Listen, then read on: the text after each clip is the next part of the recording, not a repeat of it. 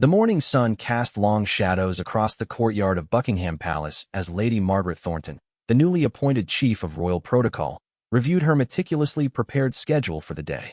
After 30 years of diplomatic service, she thought she had seen everything the world of international relations could offer. However, nothing had prepared her for the intricate ballet of royal ceremonies and the weight of centuries-old traditions that now rested on her shoulders. The occasion was the state visit of the President of the Republic of Valdoria, a small but strategically important European nation that had recently discovered significant natural gas reserves. The visit had been planned for months, with every detail scrutinized and approved by multiple committees. The economic implications were enormous, with potential trade deals worth billions of pounds hanging in the balance. Margaret walked through the palace corridors, her heels clicking against the polished marble floors as she conducted her final inspection. The state dining room had been transformed into a masterpiece of diplomatic hospitality. Crystal chandeliers cast rainbow patterns across tables set with the finest china, each piece worth more than most people's annual salary. Gold-plated cutlery gleamed under the soft lighting, and floral arrangements created by the palace's master gardener added splashes of color that complemented the room's historic tapestries. The guest list read like a who's who of international politics and British society. Prime ministers, ambassadors, captains of industry, and members of the aristocracy would gather under one roof to witness what many hoped would be the beginning of a new era of cooperation between the two nations. Margaret had personally overseen the seating arrangements, a diplomatic minefield where the wrong placement could spark international incidents. As she reviewed her notes, Margaret's assistant, James Whitfield, approached with barely concealed anxiety etched across his usually composed features.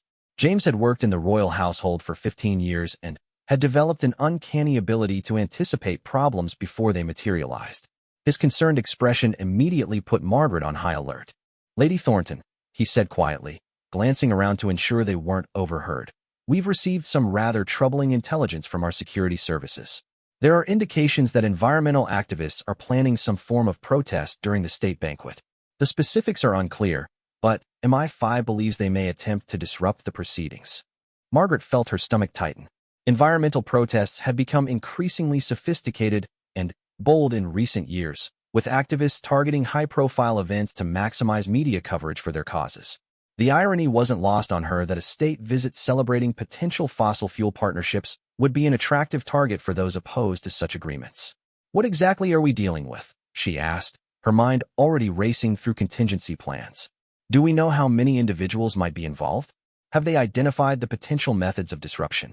James consulted his tablet, scrolling through encrypted messages from the security services. "The intelligence is fragmentary, but they believe a group calling themselves Earth's Voice has been planning this for weeks. They've apparently recruited individuals with access to catering services, flower delivery, and even some who might have legitimate invitations to the event. The concern is that they could stage a coordinated disruption from multiple fronts." Margaret closed her eyes briefly, visualizing the hundreds of moving parts that comprised a successful state visit. Caterers alone numbered in the dozens, with staff responsible for everything from preparing the 7-course meal to serving wine that had been selected months in advance. Florists had access to virtually every room in the palace, and the guest list included individuals whose backgrounds, while thoroughly vetted, couldn't account for every possible connection or motivation. "Has this been elevated to the Royal Protection Command?" she inquired, knowing that any credible threat would immediately involve the highest levels of palace security. The safety of the royal family was paramount, but equally important was ensuring that any security measures didn't compromise the diplomatic objectives of the visit. "Yes, and they're implementing additional screening procedures for all personnel entering the palace today. However, they've stressed that we need to maintain the appearance of normalcy. The Valdorian delegation cannot suspect that there are security concerns, as it might undermine their confidence in our ability to protect future investments and partnerships." Margaret nodded, understanding the delicate balance required. Too much visible security could send the wrong message to international guests, suggesting instability or incompetence. Too little could result in embarrassment or worse. She had witnessed other state visits where overzealous security measures had created an atmosphere of tension that ultimately damaged diplomatic relationships. "Brief the senior household staff immediately," she instructed. "I want everyone to be aware, but not alarmed. Increase the frequency of security sweeps, but do so discreetly. And ensure that our communications with the Valdorian advance team remain focused on the positive aspects of their visit. As James hurried away to implement her instructions, Margaret found herself reflecting on the broader implications of the day ahead. State visits were more than elaborate dinner parties. They were carefully choreographed displays of national prestige and international cooperation. Every detail, from the music played by the military band to the wines served with each course, carried symbolic weight that could influence relationships between nations for years to come.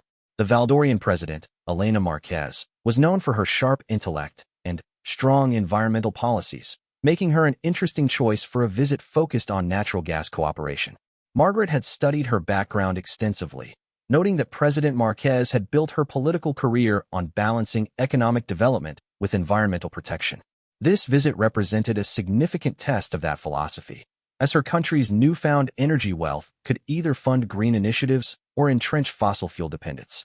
Margaret's phone buzzed with a message from the palace's head chef, confirming that all menu preparations were proceeding smoothly. The 7-course meal had been designed to showcase British culinary traditions while incorporating elements that would appeal to Valdorian tastes.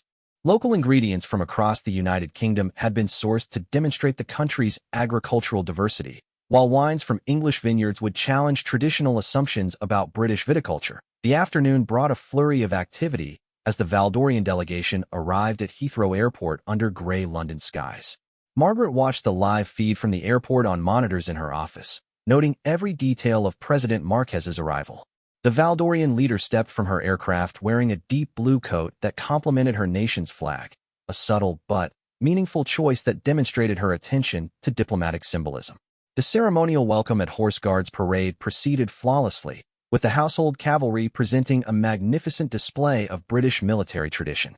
President Marquez appeared genuinely moved by the pageantry, her expressions captured by photographers whose images would grace newspapers across both nations the following morning. Margaret felt a moment of satisfaction watching the ceremony unfold according to plan, but her joy was tempered by the knowledge that the evening's challenges still lay ahead. During the afternoon, while President Marquez participated in bilateral meetings with British government officials, Margaret received an updated security briefing that heightened her concerns. Intelligence services had identified several individuals with confirmed connections to environmental activist groups who had legitimate access to the evening's event. Most troubling was Sarah Chun, a freelance photographer who had been contracted to document the dinner for official palace records. Sarah Chun's portfolio was impeccable, with previous work for major media outlets and government agencies.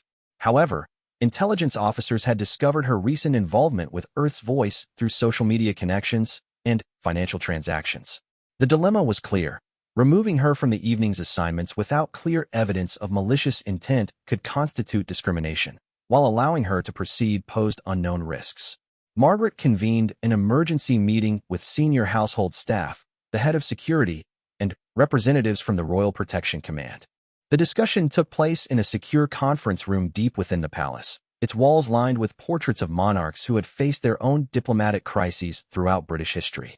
"The challenge we face," explained Commander Patricia Wells of the Royal Protection Command, "is that we're dealing with individuals who have legitimate reasons to be present tonight.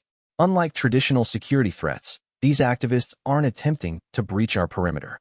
They're already inside, so to speak, through proper channels." Margaret studied the files spread across the table, each containing background information on individuals flagged by security services. Besides Sarah Chun, there was Marcus Thompson, a sommelier hired to assist with wine service who had attended climate change rallies, and Jennifer Morrison, a florist whose company had been selected to provide additional floral arrangements and who had made donations to environmental causes. "What's our legal position if we prevent these individuals from fulfilling their contracted obligations?" Margaret asked, knowing that the palace's actions would be scrutinized by media and potentially challenged in court if they were seen as overreaching. "Legally, we have broad discretion regarding security matters," replied the palace's legal counsel, David Harrington.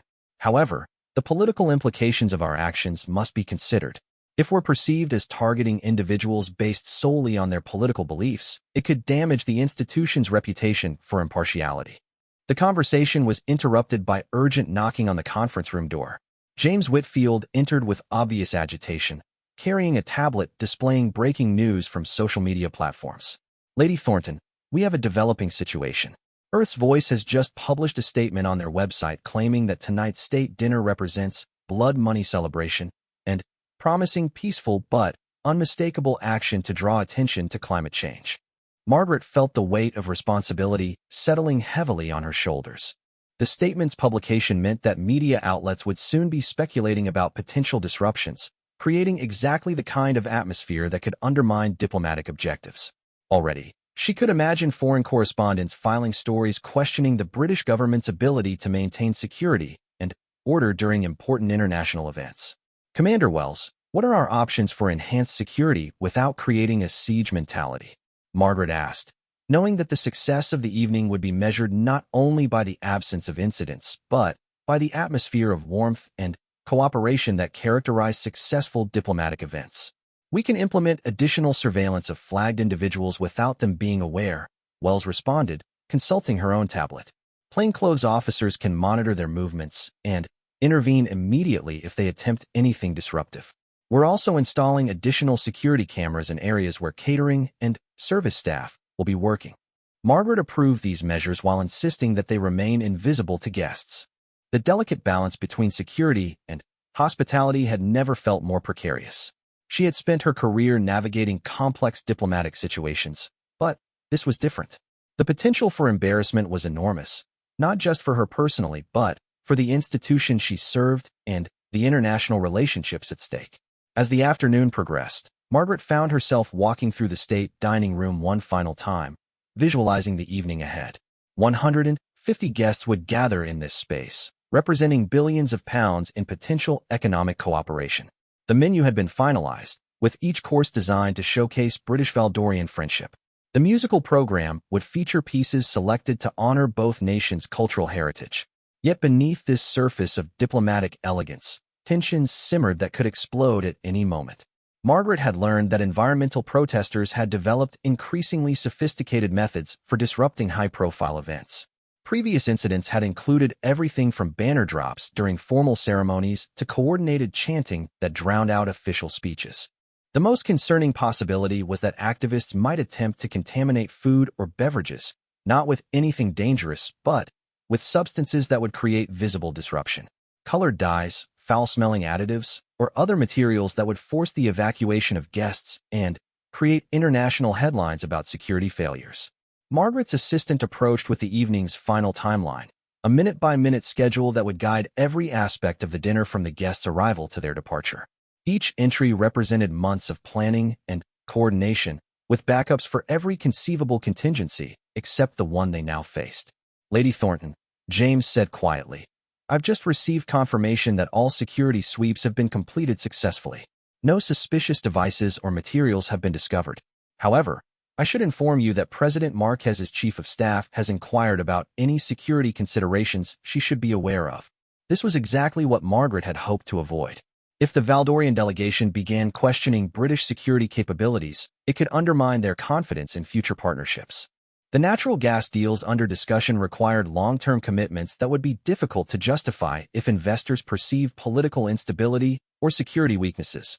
Evening descended upon London as the first guests began arriving at Buckingham Palace for what would become one of the most memorable state dinners in recent royal history.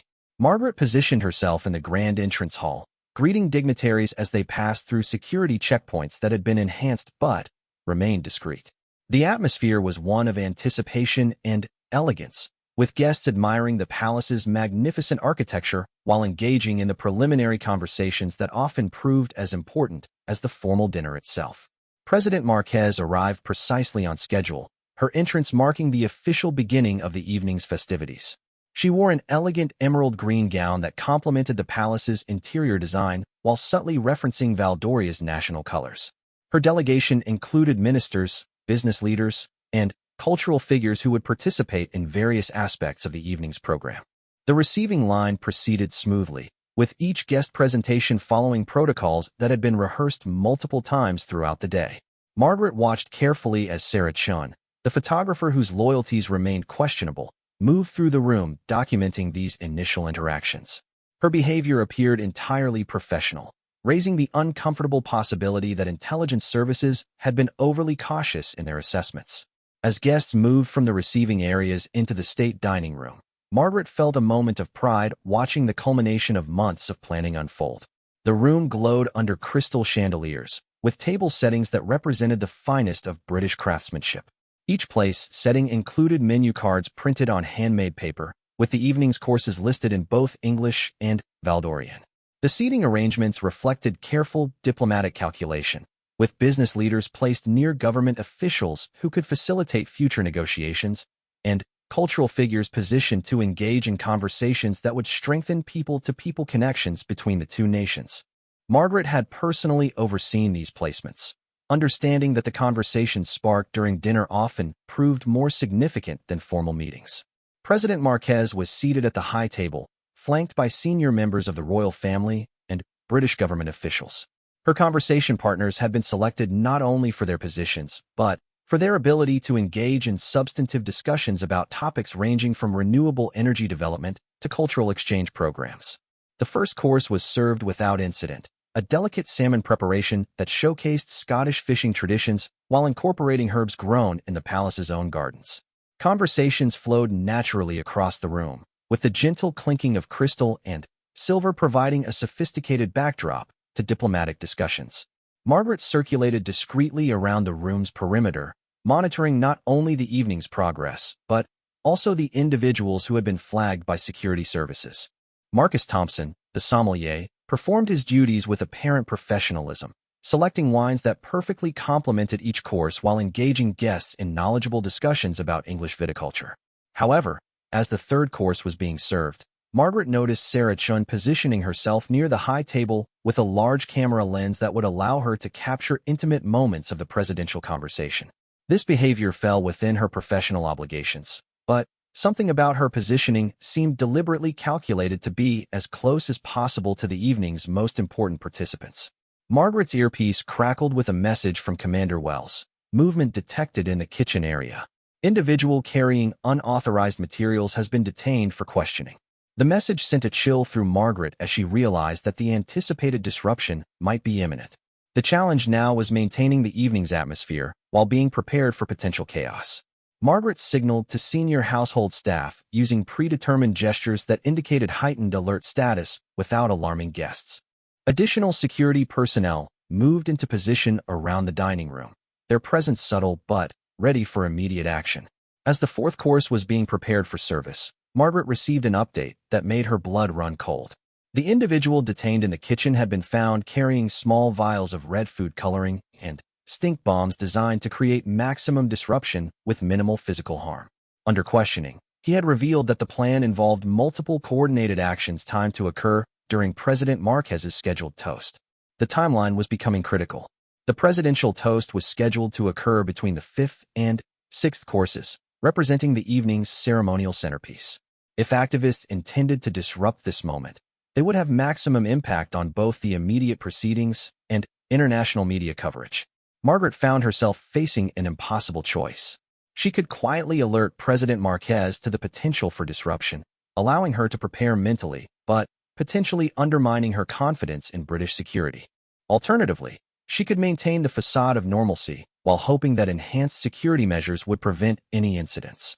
The decision was complicated by the fact that some potential activists remained in the room with legitimate reasons for being present. Sarah Chun continued her photography work, while Marcus Thompson moved between tables, ensuring that wine service met the highest standards. Jennifer Morrison had completed her floral arrangements hours earlier, but remained on call for any last-minute adjustments. As President Marquez rose to deliver her toast, Margaret held her breath.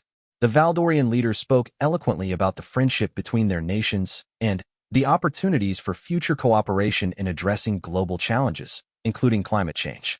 Her words were carefully chosen to acknowledge environmental concerns while emphasizing the economic benefits of natural resource development. The moment arrived when Margaret's worst fears materialized, but not in the way anyone had anticipated. As President Marquez concluded her remarks and raised her glass, Sarah Chun suddenly moved forward with her camera, but instead of taking photographs, she began speaking loudly about climate change and the moral implications of fossil fuel agreements.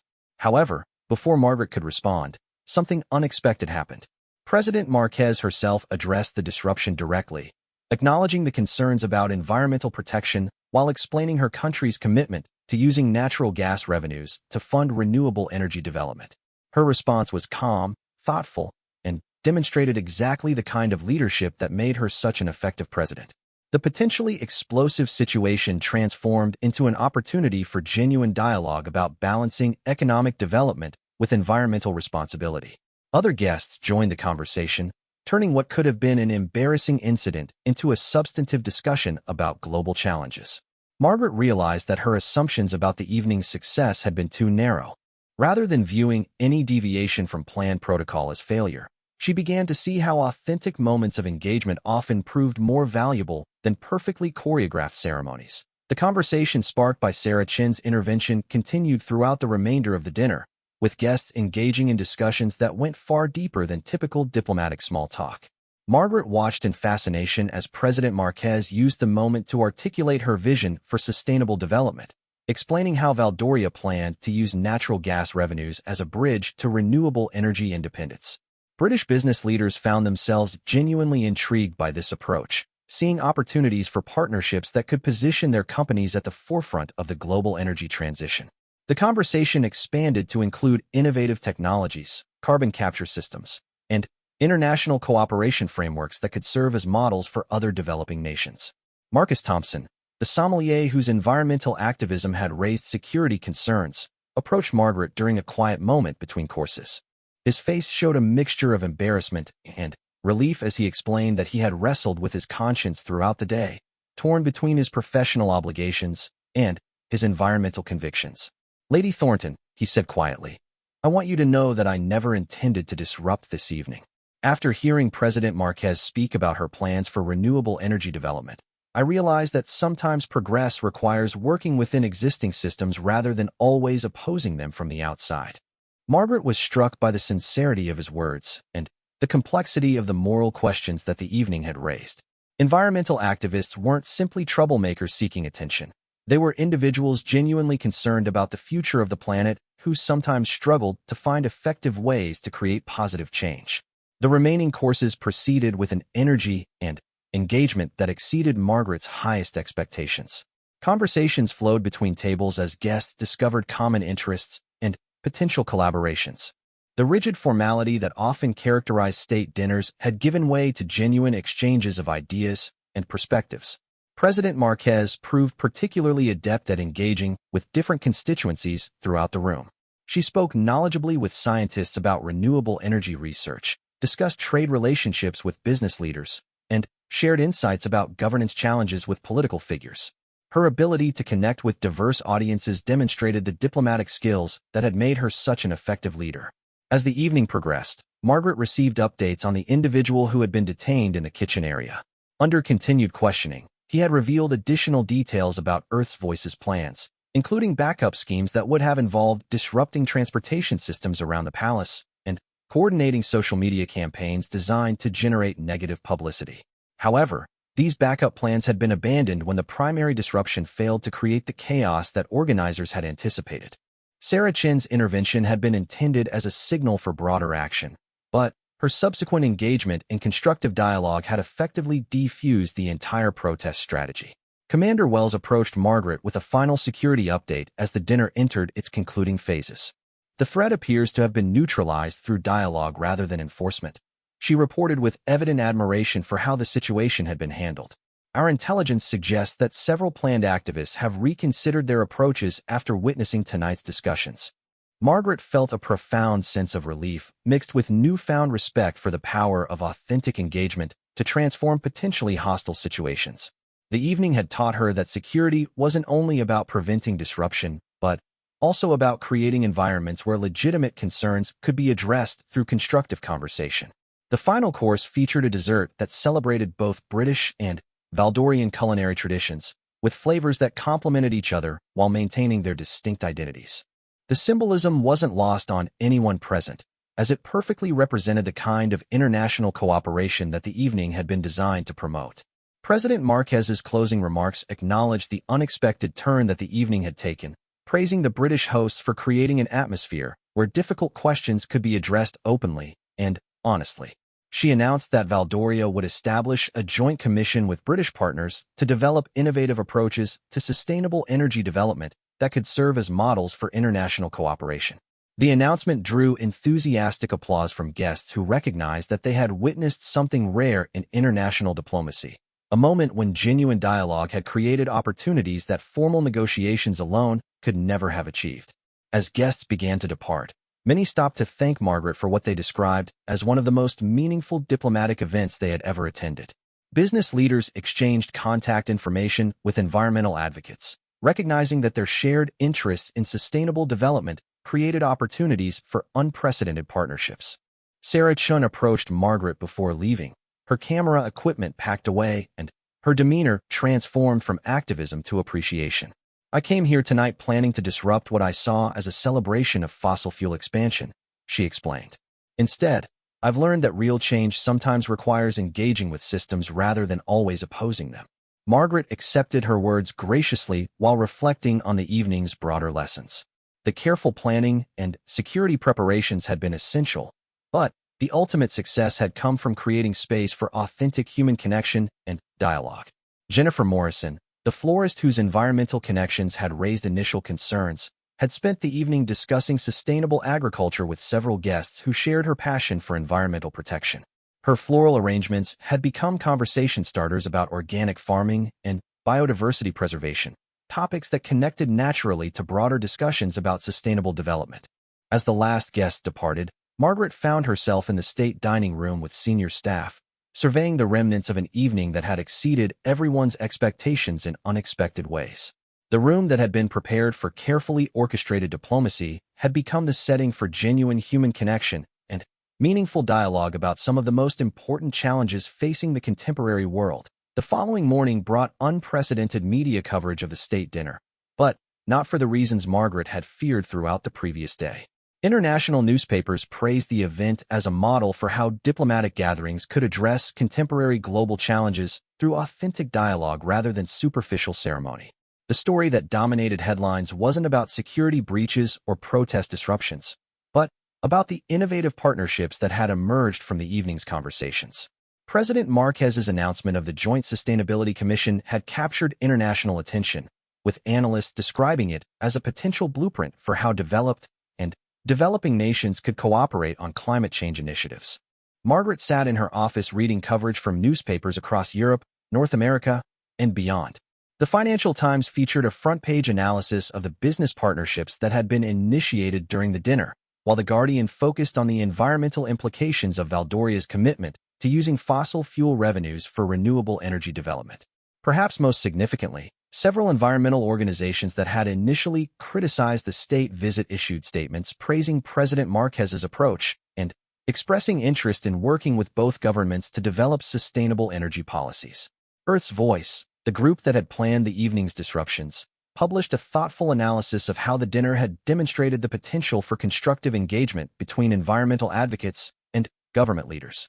Sarah Chun had written a detailed account of her experience for a major photography magazine, describing how the evening had transformed her understanding of diplomatic processes and international cooperation. Her photographs from the dinner captured not only the formal elegance of the occasion, but also the genuine engagement and excitement that had characterized conversations throughout the room. The images showed President Marquez deep in conversation with British scientists, business leaders sketching partnership concepts on napkins, and environmental advocates discovering common ground with industry representatives. These photographs would become iconic representations of how international diplomacy could evolve to address 21st century challenges. Margaret received calls throughout the morning from protocol officers at other palaces and government buildings across Europe, seeking advice on how to incorporate similar approaches into their own diplomatic events. The evening's success had demonstrated that carefully managed spontaneity could enhance rather than undermine diplomatic objectives. Commander Wells stopped by Margaret's office to deliver the final security assessment of the previous evening. "In 30 years of protective service," she said, "I've never seen a potential security threat transform into a diplomatic success story.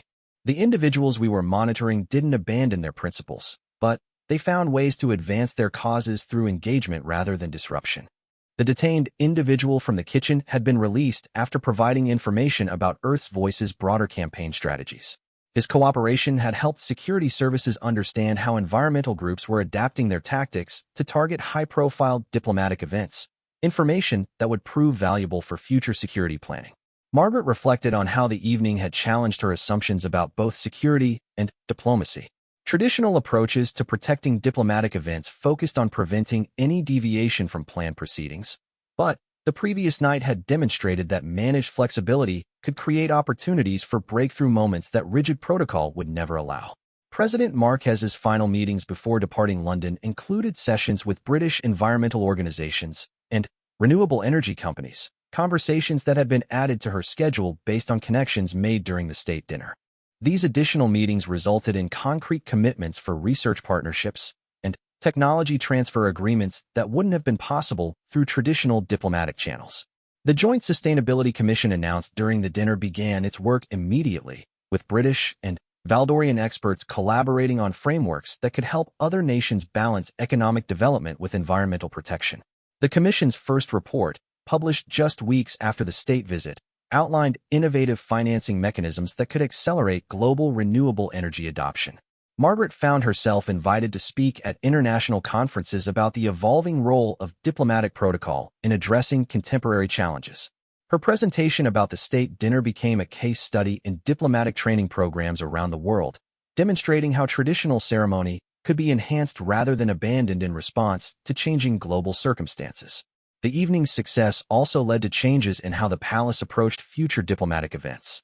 While maintaining essential elements of royal protocol and ceremony, planners began incorporating opportunities for more substantive engagement and dialogue between guests with diverse perspectives and expertise. Marcus Thompson was invited to consult on wine selections for future state dinners, his environmental expertise helping to identify sustainable viticulture practices that could be showcased during diplomatic events. His transformation from potential security threat to valued advisor illustrated how individuals with strong convictions could contribute positively to diplomatic processes when given appropriate channels for engagement. Jennifer Morrison's floral arrangements received international recognition for their use of native plants and sustainable growing practices, leading to consultations with other government buildings seeking to incorporate environmental consciousness into their ceremonial presentations. The broader impact of the evening extended far beyond the immediate diplomatic relationship between Britain and Valdoria.